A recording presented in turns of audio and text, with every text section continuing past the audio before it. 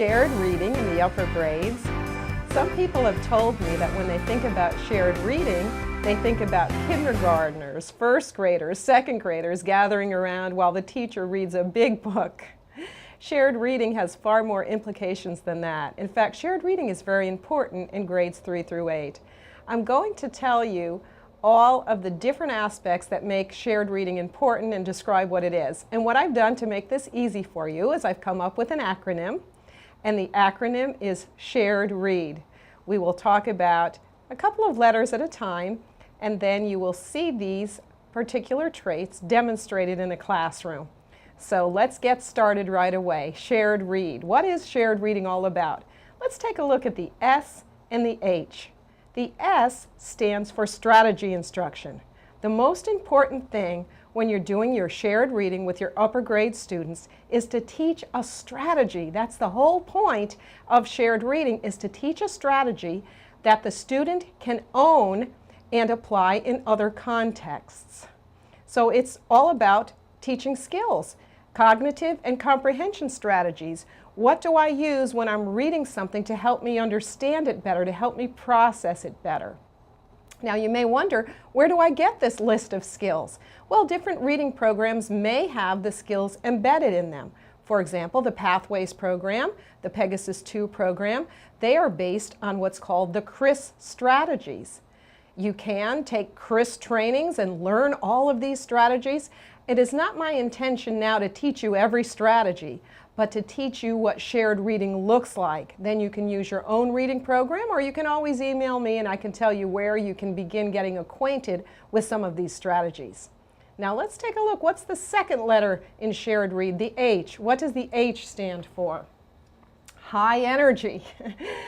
When you do your strategy instruction, your shared read, it's a time that the teacher is moving around the classroom, the students are involved. It's a time of high energy. It's not a time where you're sitting behind your desk and having a calm after recess, low-key time. It's a exciting time of your day. Let's take a look at just a little peek from Tammy's classroom to show a little bit now, just to give you a little taste, and we'll be watching more and more, but a little taste of the high energy that you see and the fact that it is strategy instruction. We have something that's right here in our book. What is this called that's by the picture? A caption. A caption. And what can that, if you're thinking strategy-wise, what are captions? What are they? You can call it out. Information about the picture. Information about the picture. But if you're thinking of when we're using our strategies, what kind of thing is a caption? What do you think? Rylan, what did you say? It's a visual text clue. When you're reading nonfiction especially, you really, really need to always make sure you're looking at the captions of pictures because they contain valuable information as well. All right. So shared reading is strategy instruction that's high energy. Let's take a look at the next two letters. A, accessible. Very important. This actually is the good news. With shared reading, you don't do an assessment like you do in your guided reading and put people on their instructional reading level. You don't have to be doing these reading assessments because it's whole class. That means the reading has to be accessible to everyone. And of course, it's impossible to have everyone on the same reading level. I mean, everyone in your class is going to be on all different reading levels. So you have to make the reading accessible to every student so that when you have your discussion on strategy instruction, everyone can take part because all of the students have access to the material. Now what do? You're obviously going to have some kids that maybe can't read it. Well, most teachers like to read aloud and then talk about the strategies on some days. Other days, maybe students will be buddy reading. But it's important that you don't just assign your students to read this book because it's whole class and it can't be everybody's reading level. So that material has to be accessible. So think about that. Are they going to buddy read it? Are you going to read it whole class in order to teach the strategy? So again, shared read, strategy instruction. Then you have, that's your S. Then you have your H, which is high energy. Your A, which is accessible, make that material accessible somehow. And then comes your R, which is real world. You're going to find that this is not artificial instruction. This is not saying, here's a vocabulary list, which the teacher has picked out, or worse, pulled out of the teacher's guide and said, okay, everybody go to a dictionary, look up these words. No, very different. You're asking the students to look in their books and mark the words that maybe they find interesting, or maybe they're not sure what those words are. Maybe they can't decode them. Maybe they can decode them, but they don't understand them. Sometimes I tell students, see if you can find words that you think other students might have a hard time with, because maybe they don't want to admit that they don't know the word. I've had that. So the next two letters, accessible to everybody. This is whole class instruction, so somehow they have to get access to that material if their reading level is lower than the book is on. And real world. Talk about it in a very real way. Let's just take a little peek at some of this real world discussion. It would be powerful instead of aggressively, or just, it's meaningful and like, what is the word? It's just like powerful, and you're trying to get your point in. Trying more, not exactly aggressively, but more, yes. Okay, it's strategy instruction, it's high energy, it's accessible, it's real world. Two letters left in the word shared is our E and our D. E stands for every subject. The best way to tackle this whole thing is to integrate as much as you can. I've had many teachers say to me, Sandy, you're asking too much. We have to do the guided reading piece, we have to do the strategy instruction piece. We can't get it all in. The answer to that is pull in every subject that you can. You see the book that Tammy is reading is about Sacagawea and Lewis and Clark, so that's a natural. You pull in your social studies, and the way you do that is you get out your standards and you map your standards. Look at your standards. Oh, for language arts, I have to teach the persuasive essay. I can fit that in. Oh, for social studies, I have to teach the American Revolution or whatever. I can fit that in. Oh, for science, I have to teach native plants. So you try to fit as much in as you can. So the E stands for every subject.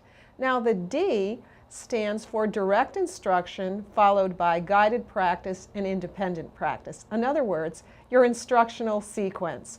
Good teaching follows this pattern all the time. Good teaching starts out with a solid direct instruction piece where you use any strategy you can. Basically, you want to be sure you're using a multimodal approach, that you're visual, you're verbal. So you notice Tammy's using the whiteboard, she's using the blackboard, she's making it visual, she's making it verbal, she's talking about it. The students are involved. You start out with a solid direct instruction piece. After you have clearly explained it, and I'm not showing you every single piece of this whole instructional sequence, but Tammy spent a lot of time on her direct instruction, making sure they understood it. Then you move into your guided practice. That's the piece where you as a teacher are trying to monitor, have they gotten it yet? You have a lot of class discussion, and again, I don't show you all of this, but you do some group work. You keep checking and monitoring. This is not a place to give a grade and say, oh, you don't get it. C, D.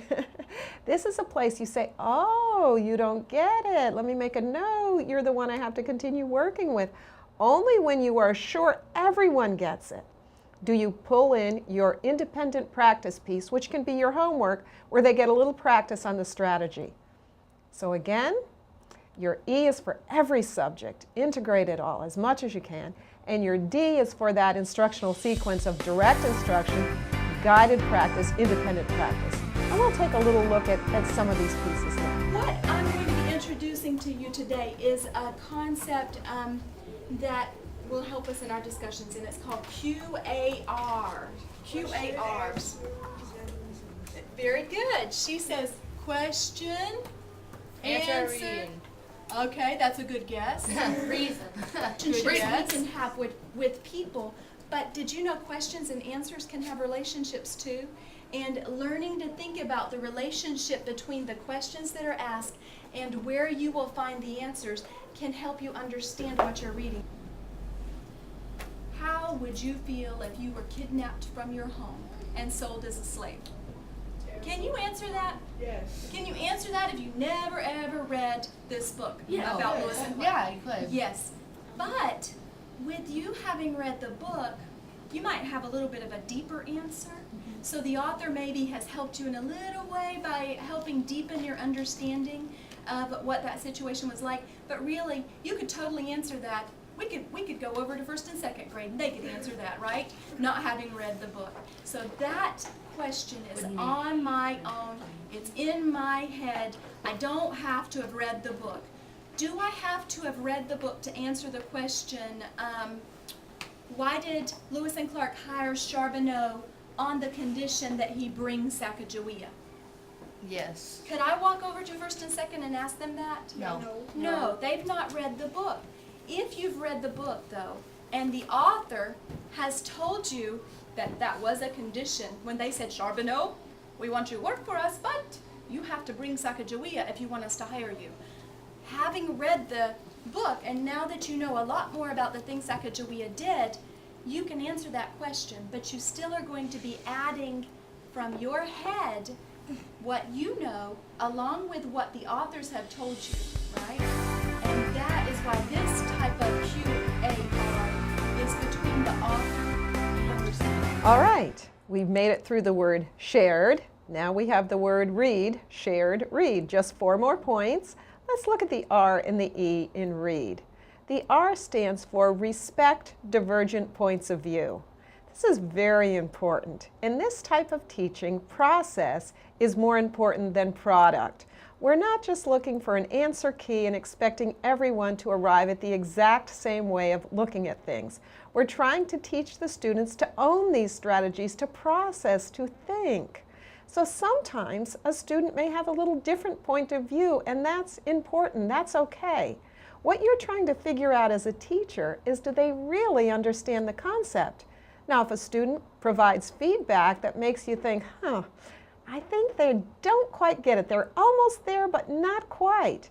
That's important that you continue to work with the class and with that student until you feel that true conceptual understanding has been attained. But that does not mean that everyone will arrive at the same answer. So respect divergent points of view, and you'll see that in this next clip. And the E stands for engage the learners. And those two go together. You know, if my point of view is being respected, I will engage in a conversation with you. And students are just like that. They're going to engage if their curiosity is piqued, if their interest is piqued. If somebody takes a point of view and someone takes another point of view, a third person's going to jump in and say, hey, I think the same way as this guy, or, you know, I think she's kind of right. So you engage the learners by respecting divergent points of view. How did Sacagawea help them accomplish their mission? Some of you are stumped, you're not sure which one. I'd like to see every hand go up. Think about it. I'm going to read it one more time. Think about the different parts of Lewis and Clark's mission given to them by President Jefferson. How did Sacagawea help them accomplish their mission? Okay. Which one do you think it is, Haley? I'm not positive, but I think it could be an in-your-head author in you. Okay. Anybody have a different idea? Okay, Shelby? It's trying to be in both. In both which ones? Kind of. What does the Bible? Think and search. Oh, okay. Yeah, it can kind of be right there for the beginning question, and then maybe an on your own or Author in you. Okay. So Haley said author in you, and Shelby's saying maybe that's also in the book partially too. Now, you know what, guys? It's okay for you when you're deciding about QARs. It's perfectly okay to disagree. In fact, whenever I try to do these myself and I'm trying to figure out what type of questions they are, sometimes I really have to think about, is it think and search or is it author and you, because they're similar. And the important thing isn't to have a big debate over which one it is. The important thing is to be thinking, to make your mind work a little bit, and to try to categorize them. When I wrote that question, I love watching that clip. I just love watching that clip. Two more things, the A and the D. A is for affirming, and I'm sure that you've picked up that this is a very affirming environment. You want the teacher to be affirming of the students, and in kind, the students pick that up and they're very affirming of one another. Finally, the D stands for drive the point home. This is not just something that you will teach in one afternoon and then you're finished with it. In fact, you won't be finished with it at the end of the week. This is something that you will keep coming back to. You'll drive the point home. When you're teaching Gregor Mendel and his pea plants someday, you'll say, hey, remember those QARs? What kind of a question is this? You'll drive the point home. It will be embedded in your very culture. So that's it for shared reading in grades 3 through 8. Let's review our acronym now. S stands for strategy instruction. Remember, the whole point of shared reading in the upper grades is to teach cognitive and comprehension strategies. It's to help students learn skills that they will carry over and use in other reading contexts for the rest of their lives. H stands for high energy. You're not just sitting behind your desk. There's a lot going on in your classroom during your shared reading time. A is accessible. Remember, it's not on the reading level of every child, the book that you're reading. So you need to make that information accessible by helping them read it, perhaps by reading it yourself or for them to be working with another student in the class. R, real world. There will be a lot of authentic conversations going on. E, every subject that you can pull in, pull in. Do as much integrating as you can. D, follow that instructional sequence, direct instruction, followed by your guided practice and your independent practice so you can solidly teach the skill. That's shared. Now let's look at read. R, you're going to respect divergent views. And E, you engage the learners. How do you do that? By respecting divergent views. A, this is a time to be affirming. If the teacher is affirming of the students will definitely be affirming of one another. And D, drive that point home. Whenever you can refer back to it, refer back to it. That's shared reading in grades 3 through 8. I hope you've enjoyed it. And email me at any time if you have questions about this, drsandy@theteachertrack.com. Don't forget to visit our website. There's always something new there, another training, another product that I am recommending.